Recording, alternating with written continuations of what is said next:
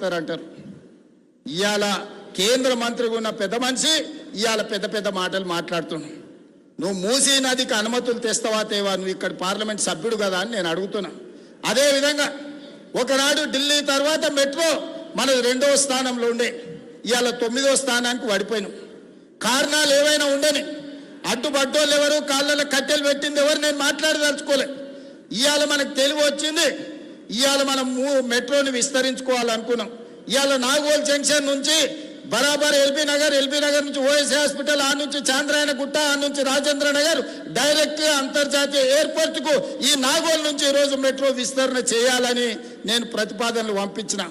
నేను ఇక్కడున్న మిత్రులను అడుగుతున్నా, నాగోల్ నుంచి అంతర్జాతీయ ఎయిర్పోర్ట్కు మెట్రో కావాలన్నా వద్దా? మీరు ఒక్కసారి ఆలోచన చెయ్యండి. ఇవాళ మనం ఎయిర్పోర్ట్కి పోవాలంటే ఎక్కడెక్కడో తిరిగి చుట్లు తిరిగి పోవాల్సి వస్తుంది. అదే నాగోల్ మెట్రో రైలు ఎక్కితే చక్కగా శంషాబాద్ ఎయిర్పోర్టులో దిగుతాం. ఇవాళ గదే అడిగిన మా రంగన్న చెప్తాడు, అన్న ఎల్బీ నగర్ కాదు హయత్ నగర్ అవతలికి మెట్రో కావాలి. ఇప్పుడు పట్నం అంతా హయత్ నగర్ దాటిపోయింది, వనస్థలపురం అవతలికి ఇయ్యండి అని రంగన్న కలిసినప్పుడల్లా అడుగుతాడు. మా ఎంపీ చామల కిరణ్ అడుగుతాడు, ఇవాళ ఎల్బీ నగర్ నుంచి హయత్ నగర్ అవతలికి మెట్రో పెట్టాలని అడిగిన. అవసరం ఉందా లేదా మీరు ఒకసారి ఆలోచన చేయండి. ఇట్లా చెప్పుకుంటూ పోతే 122 కిలోమీటర్లు మెట్రోను పొడిగించాలి, అంతర్జాతీయ నగరం చేయాలని నేను ప్రయత్నం చేస్తుంటే అన్ని అనుమతులు వచ్చినాక ఇక్కడ నుంచి కేంద్ర మంత్రిగా పనిచేస్తున్న ఆయన పోయి కాళ్ళలో కట్టెపెట్టి పుల్లలు పెట్టి ఇవాళ దాన్ని అర్ధాంతరంగా ఆపే పరిస్థితి వచ్చింది. ఆయనను అడగాల్సిన అవసరం లేదా అని నేను అడుగుతున్నా. ఇవాళ మనం ఏది అడిగినా రీజనల్ రింగ్ రోడ్, ఇవాళ ఔటర్ రింగ్ రోడ్ వచ్చినందుకు మనం అంతర్జాతీయ నగరమైనం. రీజనల్ రింగ్ రోడ్ వస్తే 360 కిలోమీటర్ల అభివృద్ధి జరిగితే ప్రపంచంతోనే పోటీ వలె సింగపూర్, టోక్యో, న్యూయార్క్ లాంటి పట్టణాలతోని ఈరోజు మన హైదరాబాద్ పోటీ పడవచ్చు. 2.5 ఏళ్ళ నుంచి కాలుకు బల్పం కట్టుకొని తిరుగుతున్నా. 50 సార్లు ఢిల్లీకి వెళ్ళిన, 5 సార్లు మోడీ గారిని కలిసిన. ఎందుకు ఆగుతుంది, ఎవరు ఆపుతున్నారు అని నేను అడుగుతున్నా. ఎందుకు ఆగుతుంది, ఎవరు ఆపుతున్నారు? సమాధానం చెప్పాల్సిన బాధ్యత కిషన్ రెడ్డి గారికి లేదా? తప్పించుకొని ఎన్ని రోజులు తిరుగుతావని నేను అడుగుతున్నా కిషన్ రెడ్డి గారిని. ఇవాళ కేంద్ర మంత్రిగా నీకు ఓట్లు వేయలేదా? ఇవాళ నువ్వు ఈ ప్రాంతం నుంచి ఎమ్మెల్యేగా కేంద్ర మంత్రిగా ఎన్నికైనవంటే ఈ ప్రజలు, ఈ నగర ప్రజలు నీకు ఓట్లు వేయలేదా? నిన్ను గెలిపించలేదా? తెచ్చే బాధ్యత నీ మీద లేదా? మూసీ నదికి నిధులు తేవాల్సిన బాధ్యత, మెట్రోకు అనుమతులు తేవాల్సిన బాధ్యత, రీజనల్ రింగ్ రోడ్డును నిర్మించాల్సిన బాధ్యత మీకు లేదా? ఇవాళ తెలంగాణ రాష్ట్రంలో రైతులు పండించిన వడ్లు 75 లక్షల మెట్రిక్ టన్నులు తెలంగాణ రాష్ట్రం కొన్నది. కానీ కేంద్ర ప్రభుత్వం చెప్తే నేను 50 లక్షలే కొంటాను, మిగతా 25 లక్షలు ఎవరికి ఇవ్వాలి, ఎక్కడ తీసుకుపోవాలి? ఇవాళ దేశంలో 60% ఒక్క తెలంగాణలోనే వడ్లు పండించినాం. పంజాబ్లో 86% కొంటావు, నీ ప్రభుత్వాలు ఉన్న రాష్ట్రాలలో 70-80% కొంటావు. తెలంగాణలో పండించినేమో సగానికి సగం తక్కువ కొంటున్నావు. ఈ బాధ్యత కిషన్ రెడ్డి గారికి లేదా? ఇవాళ ఆయన అంటుండు నన్ను ఎవ్వరు ఏం చేయలేరని. అయ్యా, ఈ ప్రజలతో పెట్టుకున్నాడు, తెలంగాణ ప్రజలతో గోక్కున్నాడు, బాగుపడి బట్ట కట్టినోడు ఎవరు లేడు కిషన్ రెడ్డి గారు. నువ్వు చేస్తున్న వ్యవహారాలు అన్ని ప్రజలు గమనిస్తారు. అందుకే 15 తారీఖు తర్వాత ఖచ్చితంగా కార్యాచరణ ఉంటుంది. మెట్రో రావాల్సిందే, RRRకు అనుమతులు ఇవ్వాల్సిందే, మూసి ప్రక్రియలు జరగాల్సిందే, నువ్వు పండించిన వడ్లు, మొక్కలు, జొన్నలు కొనాల్సిందే. ఈ అన్నిటికీ నువ్వు సహకరించకపోతే బరాబర్ నీ సంగతి చెప్తాం. మళ్ళోసారి నేను చెప్పదలుచుకున్నా వారికి.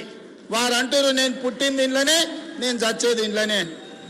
కరెక్టే, నువ్వు అందులోనే ఉంటావు, చీకట్లో యువతలతో సహకారం తీసుకుంటావు. నువ్వు నీ పార్టీకి ఎప్పుడైనా పనిచేసినావు, నీ కార్యకర్తలే చెప్తారు, సార్ మా సార్ బీజేపీలో ఉంటాడు కానీ మొత్తం బీఆర్ఎస్ వాళ్ళతోనే మాట్లాడుతుంటాడు, కేటీఆర్ చెప్పినట్టే వింటాడు మా సార్ అని నీ సొంత పార్టీ వాళ్ళు చెప్తారు. నీకు పార్టీ మారే అవసరమే ఉంది నాయన, ఉన్న దాంట్లో ఉంటావు, పక్క దాంట్లో తింటావు. దొంగది కాదు దొడ్లకు రాదని వెనకటికి ఎవడో చెప్పిండు. గట్లనే ఉంది నీ కథ. అందుకే ఉపన్యాసాలు ఆపు కిషన్ రెడ్డి గారు.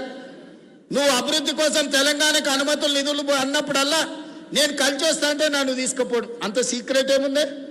మీ మంత్రులే కదా కట్టర్, అశ్విని వైష్ణవ్ మీ మంత్రే కదా. ఏ మంత్రి అయినా మీ కేంద్ర మంత్రికి నేను కూడా నీతో పాటు వస్తా అని చెప్పిన.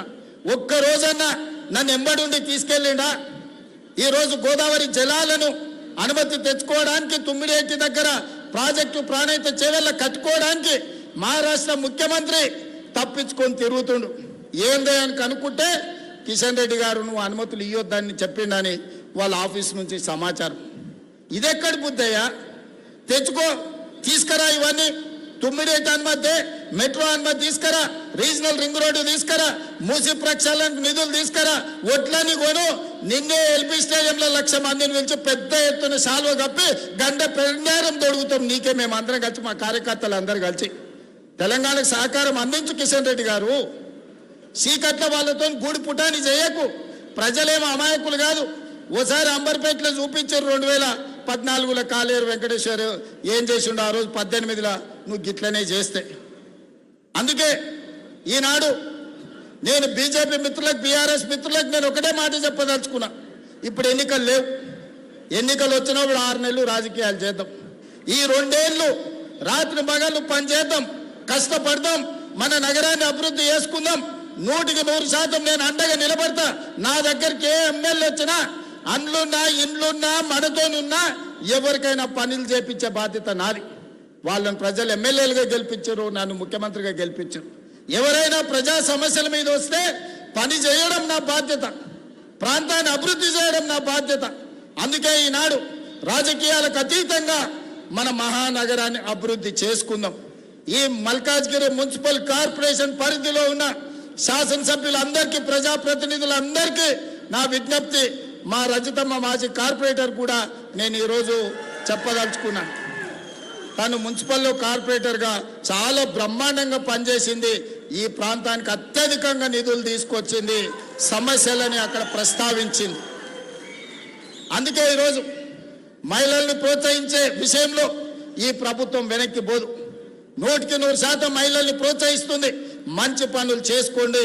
ఈ మంచి పనులల్లా రాజకీయాలు పక్కన పెట్టి ఒకరినొకరు సహకరించుకోండి. మళ్ళొక్క